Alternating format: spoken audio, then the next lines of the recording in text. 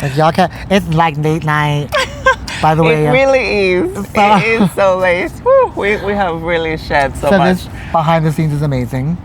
I am excited to meet you and find out all the things you do in entertainment, in mental wellness, in carrying your light no matter what.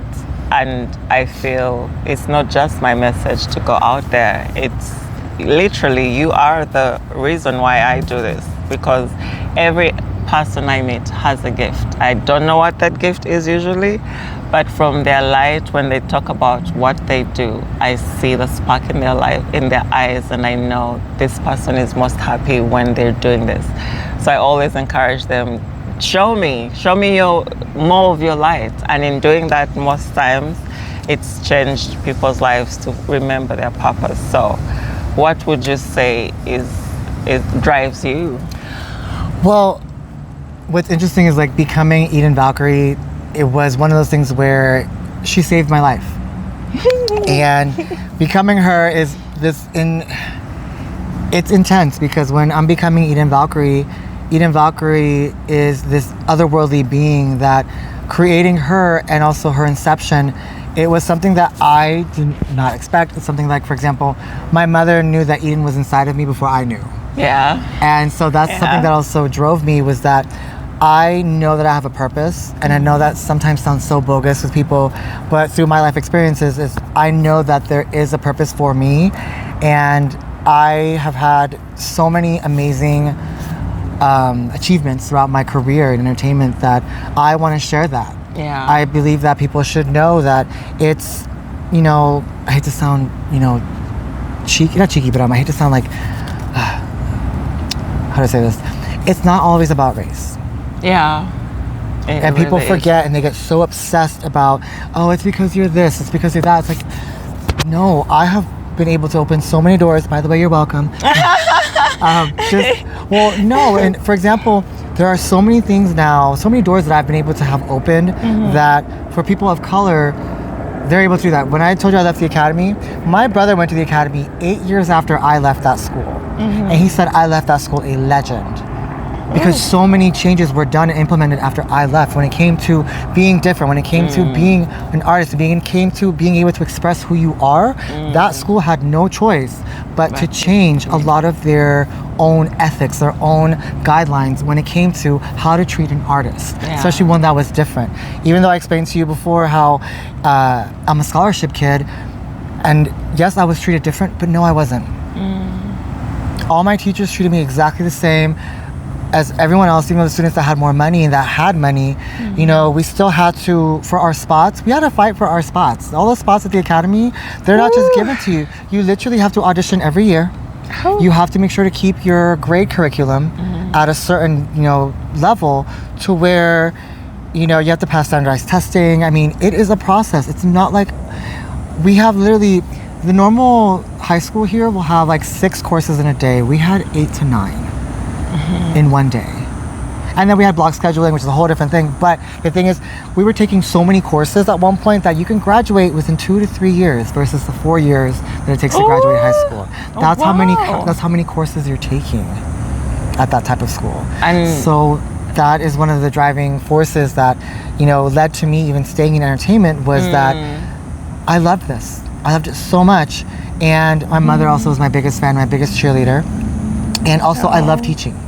I don't know why, I can never explain it, but there's something about when I look into my students' eyes and I can see that there's something there, it's like, it's exhilarating for me just to see that spark is there. Or I've told you, like, teaching strippers how to crawl.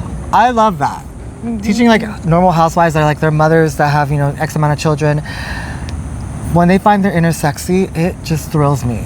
Yeah. Because they don't have to be like, they don't have to be stereotypical, like slut. Like, no, you can be sexy and still be cheeky and cute. And it's just how you present it. It's all about the presentation. Yeah. And when you find that fire inside of someone and you let it out, or you like basically, you ignite it, it thrills me. Because all they need, that fire is there. All you need is an accelerant. Yeah.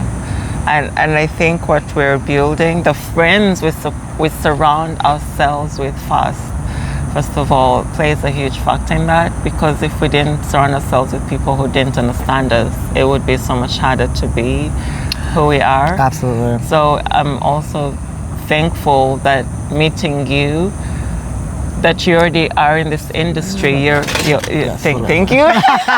I just come in just a little bit. You're in this industry. You're familiar. How long have you done this anyway?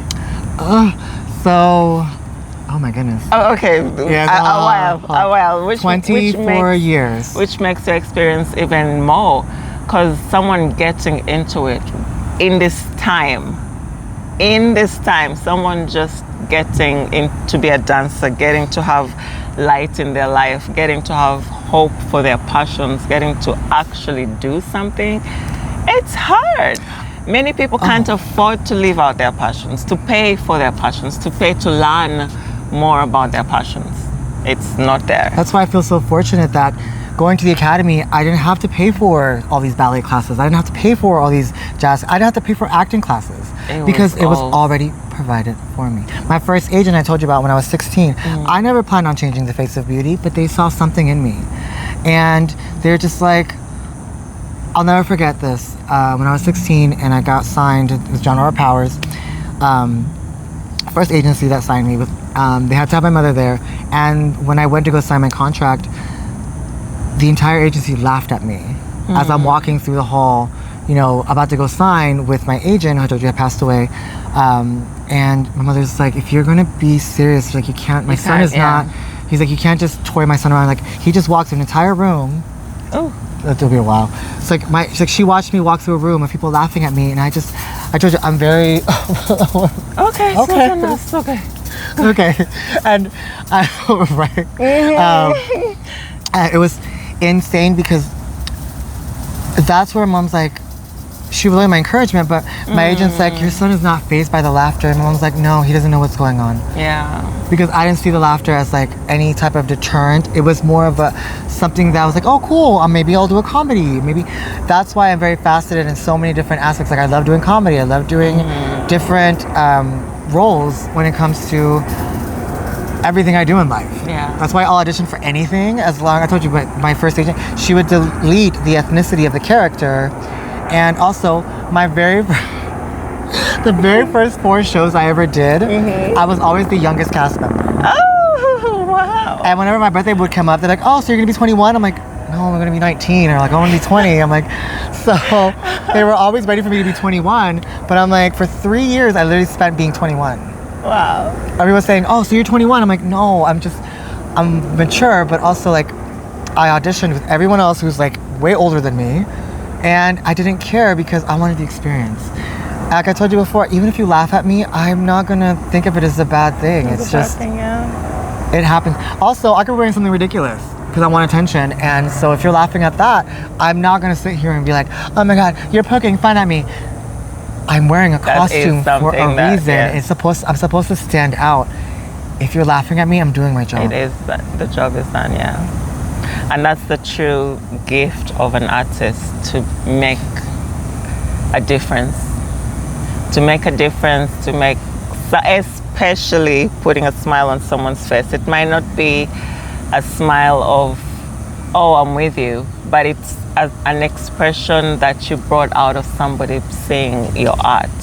And that is a gift. There's not many things you can do that bring out reactions in people. Many times people don't even feel, people are not aware, they're not present in the moment. But when you do these things and make a reaction, I think that is the gift of who you are, that you came and presented yourself.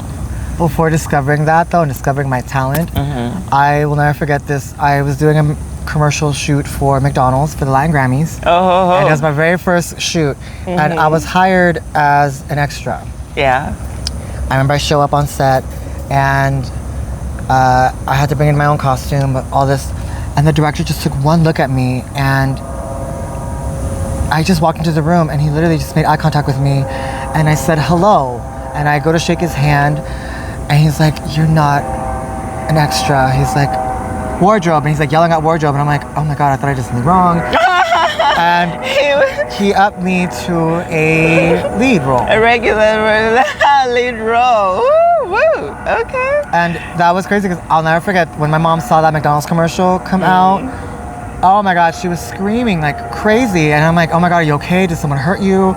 She calls me just screaming. I'm like, what's wrong? And she's like, I just saw your commercial. And I was like, no, you didn't. She's like, and like I said to you before once, my grandmother hated me throughout life. So whenever I had an accomplishment, my mother would throw she would throw it in her face. And also, my grandmother only watched like the Latin channels, and so my commercial was only in the Latin channels, so it would come on. That is so weird. Everybody has grandmas who love them. How did yours miss the whole generation?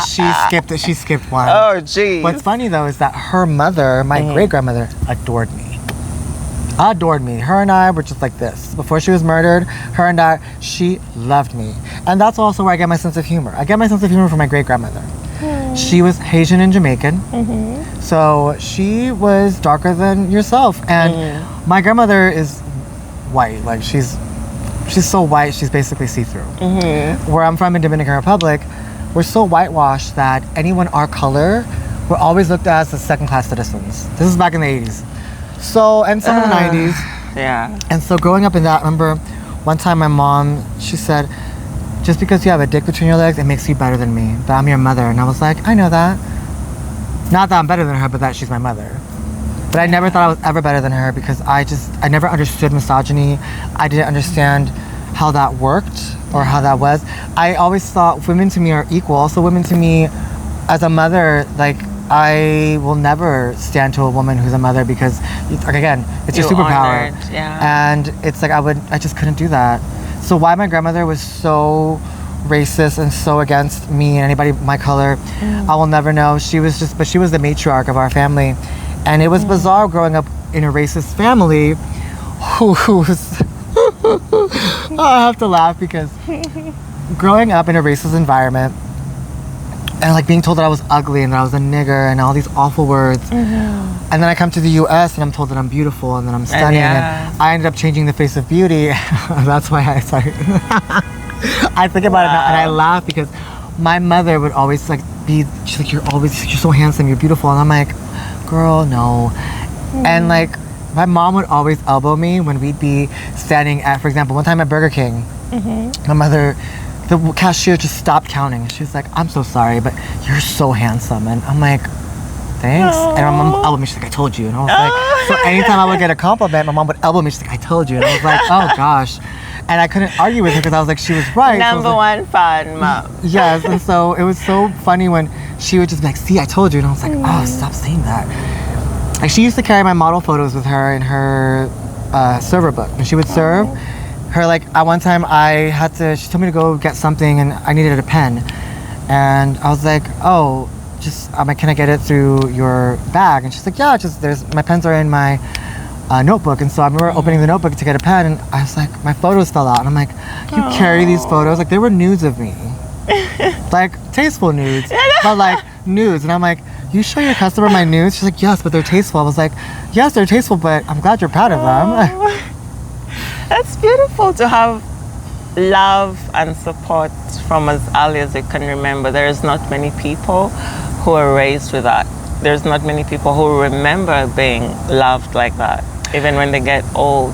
And I've seen that it hurts a lot of people. Even there's elderly people, as old as they are, they will tell you how they were never loved by their parents or the people that they thought were the support system. So I know what we're building is a support system from the get-go, which is the number one thing we need in our lives. I'll share with you this as well. While we talk about love. The love my mom had for me was so strong. I mean, so stupid strong that I discovered last year I've never been touched by hate. Yeah. And I cried about it. So I remember calling a friend of mine and crying for 3 hours because every ally that I've met when it comes to this movement, and they've protected me with people, just strangers, people who don't even know me. They meet me and something's going on to where they feel like they have to protect me and they protect me. And I'm like, that's why I explained to you earlier today about, I will never stop doing good deeds or doing things that are considered good because I'm always going to be a kind person. I wasn't touched by hate. Even though my grandmother was a very hateful person, my mother's love shielded me from all of that. From all of that. You That's how powerful surely it was. can. Yeah. And it's amazing how, I don't want to sound corny, but like love can do so much. It's so heals. bizarre. Yeah. It protects, it heals, it covers you with faith, it covers you with courage. It reminds you no matter what, it is here. And so many people don't have that. From the home, from their work, from their schools, they don't have someone telling them they love them, or when you come back, love will be here. Do you think that's why I take rejection so well? Why I'm able to like rejection, I process it, and No, to me it doesn't come because across. It's not hateful though. It's You just carry enough love with you. It just spreads. There's your love is your protection. The love that comes with you is protection. maybe that's why I don't see like, for me, like rejection is not.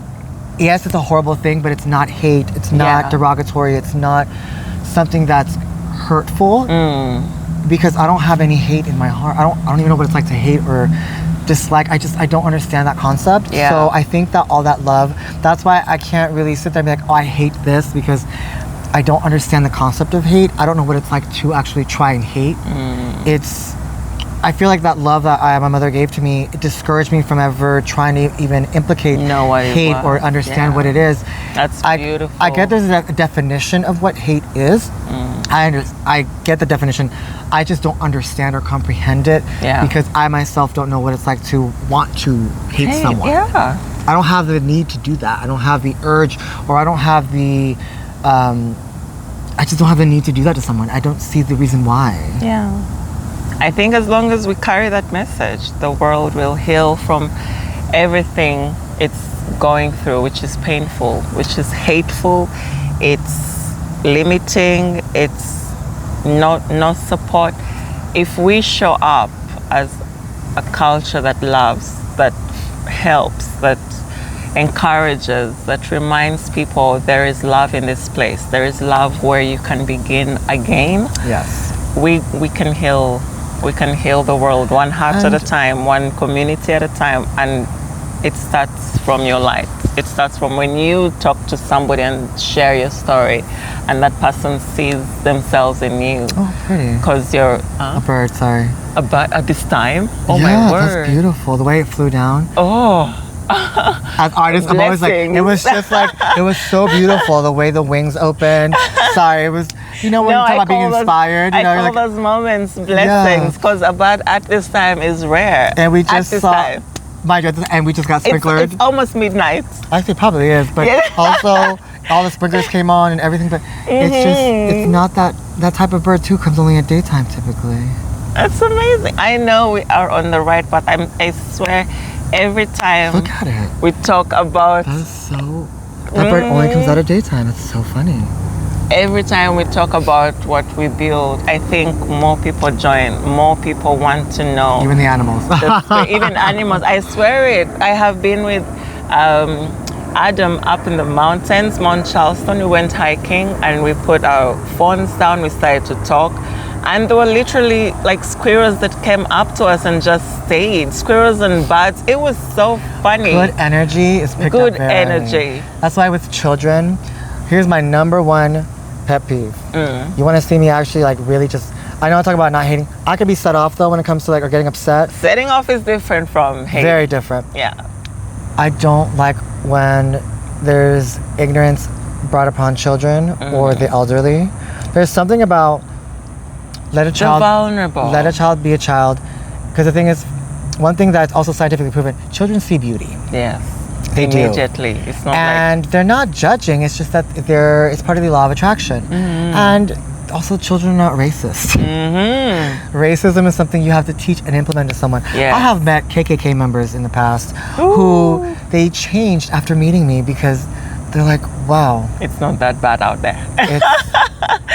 They realize that they're ignorant. Yeah. Remember, I mentioned before, my slogan is, the kryptonite to ignorance is knowledge. Yeah, knowledge. Like, we could have a disagreement, but if you just give me a moment to just, not explain myself, but just to educate you on what I know, I'm not trying to get you to agree. I just want you to understand where I'm coming from and the knowledge that I possess and the experience that I have. and then give it a thought. Yeah. I'm not saying right away give me an answer, but Yeah. just let it simmer. Let it put on slow roast. Allow that to process. And I kid you not, I 10 out of 10. It makes People a say, difference. wow, meeting you was, It makes a I have difference. changed. I've had fathers who have met me and they're like, I have a child who is also in the community and like I neglected my child and now after meeting you, I want to know I my want to child. change. Yeah. I was like, oh, mind you, all I did was serve him a burger and fries. Right. You have such light, I swear it. You have whatever your mama saw, it's here. Yeah. Whatever your mama saw, It's not I here right see now. it. Thank you, mama, because I can also see it. You have a gift of taking the message out there, a gift of bringing the people that need the message to you. So it's a rare commodity to have, that no matter where you are, you attract the right person that needs you, that needs healing, that needs what magic is. I used to think something about myself. I used to say I was broken. I don't think I'm broken. I just think that I have experience in, even if it's in the hardships, but I had to go through that. My mom's biggest fear was when she passed away, what would happen to me, because she knew how my family would just basically put me to the side once they were done with me. And before she passed, she told me, she's like, you will find your tribe. She could just be patient. You'll find your tribe. And that's why I am the most patient person. And I will toot my horn on that because I could wait to the end of time. And it's because I don't see the need in rushing into things. Yeah. That's also when I meet people, I don't like to rush things, or I allow them to process me when they meet me, just because I'm a lot to handle sometimes, or a lot of times. But I allow them to process because I'm not gonna sit here and like poke the bear and be like poke, poke, poke, poke. No, you need your time. I know I'm allowed to do with my own self in my own mind. Imagine being in my head. It's not always like the most comfortable thing. It's just I know that I can be a lot, but I have one of those like beautiful minds that just I always think so outside of the box. I remember someone I met once. They're like, "How did you get the same answer, but you just did something completely different?" I'm like, in life, just know that for every question, there will always be an answer. It can be the same answer, but you can ask different questions and still get the same answer. Yeah, that is true. That is true. I know the community is going to be excited to meet you. Oh my goodness. That's it. So, As much as I have been reaching out to the community, I am now ready to present my team. And Eden, Valkyrie, thank you for who you are. Thank you for the support. I could not do today without you. You made the podcast so much more colorful, animated, and inspiring, motivating. Oh my God, I feel like, I am led to do this. I should have been doing this last year. But I'm grateful that I took the time to actually speak to people, and meeting you has our been... paths the way crossed. We weren't supposed to meet, you know that, right? I believe, yeah. Well, no, I believe we're supposed to meet, but where we're living in our situation, Yeah. we're not even supposed to exchange Yes. information. Yeah. But the thing is that, by the way, I can't tell which employee, but an employee, she knew that you and I would connect. She said that she met you. She and that did. day at dinner, she was like, you have to meet this new client. She and did. I'm like, She kept telling me, you have to meet this person, you have to meet Yes. this. And I said, wow, who is this? Like for 5 times, she kept telling me, you have to meet this person. And I said, I'm here. If I have to wait, go get this person. But she's like, I can't go get the person because they might be in their room or not yet. And I'm here. So when I finally met you, it was like something clicked, something made Yes. sense. And it just, I have to know more. I want to understand a lot of this Oh. that I don't know. fun fact. Yes, that reminds me. When you met Kiva, and I was standing there, and I thought you guys had already met, and you were right in Right. front of her. And I'm like, and you know what was, by the way, interesting, I'm not really a hugger, but I had hugged both of you, and I thought you both knew each other, but when I hugged you, you both are like, hi, and I'm like, I got the sense, I'm like, these girls have never met. Oh, crap. So that's why I was Yeah. like, I'm sorry for the awkward moment of like hugging you both, like team hug. And Yeah. I'm like, wait, they don't know each other. Crap. They have to finally meet. We are ready. We're building up a great team. We just now have to structure it into a working program. And speaking of timing, and so the community, we don't get wet. Yeah. By the way, what we have in store is so exciting. It's so incredible. The line of artists that are already like lined up for this is incredible. Thank you. On the production side, I mean, I have lighting, I have sound, I have musicians, I have talent. I told you, burlesque, singers, everything, circus, everything dance. We have it, and all my friends are so excited to meet you too. I'm so... Thank you. And City of North Las Vegas is giving us a building, actively looking for us a building to build, so to turn into our community creativity hub, I would say. I don't even know if the name matters. The purpose for what we're building is always going to be educational. Art studio, it'll be also for content creators. Yeah. We'll have a room specifically made for jewelry, pottery, art, anything you name it. If models want to take classes on how to walk, I will teach you how to walk. I will teach you how to do anything. Also to be available through, like we said, live streaming. Yes, so we'll have courses that, for example, learning how to be sexy in heels. I love teaching those classes, and that will also be readily available for everyone. Ooh. So you don't have to, if you're not available to come to Vegas, you can go ahead and watch our course live, and that's gonna be amazing. Once you have the technology that's being created right now for that, that's so exciting. It is. So, and I want this to be a UNLV project because UNLV is filled with young minds who are innovative. So many creative minds too. Yeah. So I want the culture and the community to appreciate the investment of young minds and see what young minds are building. The teachers that are with our children, what are they building? Can our children create their own future, which is safe, which is beautiful, which is productive? Yes, it can. We just needed to know who they are. And you just touched on a really touchy subject too, is people that don't have children and they're in the environment of creative, just because you don't have a child, it doesn't mean you can't leave your mark for the future. Oh yeah. I feel like people they're missing a mark to where like, oh, I don't have children. I'm like, that doesn't mean that you can't leave an imprint on someone else's child. You as a human being are a brand, are a legacy, are the reason the future gets better. So whatever you make with your hands, the future will know. So why not talk about it? Why, if you don't have children, it doesn't mean your legacy ends. It only means you are open now to the whole world. The whole world can be your children. You can teach, you can create your group, you can make your own family literally from strangers. What's the statement? Family sometimes is not... They're not blood related. Families who you choose. Yeah, families who you choose, literally. And because like I told you, I want children so bad. After this situation, I will eventually have my little two beings. There probably more, but my thing is that I love children. There's something to me about innocence and wanting to capture that, and also make sure like actually like as an older brother, I love being a brother. I loved my age gap between my siblings is so large that I was working by the time they were in school, and so when it came to back to school, I'd always take them shopping. Not because their fathers were not in the picture, it was more like I wanted to be that older brother, and also take the I want to take the edge off my mom, thinking, oh my God, I have to make this money because it's time back to school. She doesn't have enough money. I never wanted her to worry about that. So I always loved spoiling my siblings because, it was a brother thing to do, in my opinion.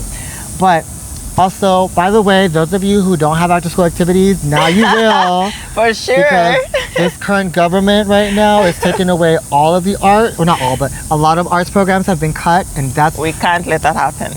It hurt my soul finding out that the first thing that a lot of schools were cutting in their budget were arts. Hello, we live in the entertainment capital of the world. How do you cut the arts? You can't. And also it's scientifically proven that we talked about earlier, how the endorphins that are released through your body, from your mind, when you're being creative, when you're being active, it's better than any drug out there. Yeah. That chemicals released from your brain to your body, it cannot be produced in a pill. It cannot be. There's no way. I don't think it's possible. Yeah. No pill can actually 100%. replicate what your mind processes through and sends out to your body chemically when you are being creative. Yeah. I just don't believe that there's a pill for it, or any drug out there that can actually replace that fulfillment. I feel If there is, let me know and we'll check it out.